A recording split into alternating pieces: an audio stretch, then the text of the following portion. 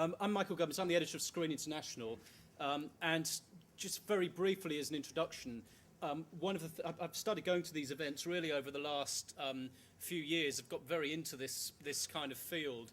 And one of the problems I have is that when you go back to the kind of people that we're mixing with on a normal basis, which quite often, as those of you involved in the British film industry know, they can be a miserable bunch in their own way, and trying to talk to them about this kind of field I think the scary stuff that to which Pete was alluding a second ago tends to come pretty high up the agenda pretty damn quickly, actually. And one understands the threats, and one understands the fears that are there, and I think they overcome. I think at the moment, anyway, there's a lack of understanding about this world, which when you're at these events you kind of miss, because I find both the compelling logic of what we're going to be talking about and what these panelists are going to be talking about. I think that's the logic seems very clear.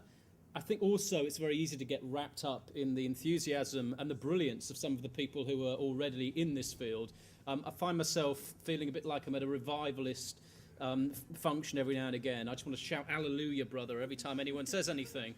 But the reality is still it's quite far away. There's a very, very big disconnect.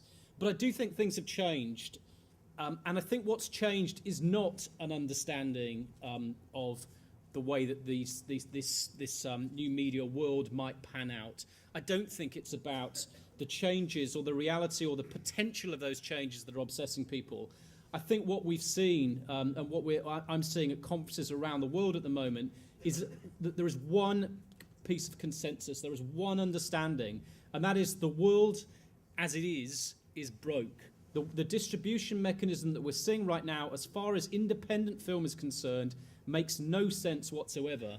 And I think what we're now seeing is a period of waking up to the idea there's nothing to go back to, and only really beginning to engage with what possibly may come. And I think that makes these very disturbing and very exciting times.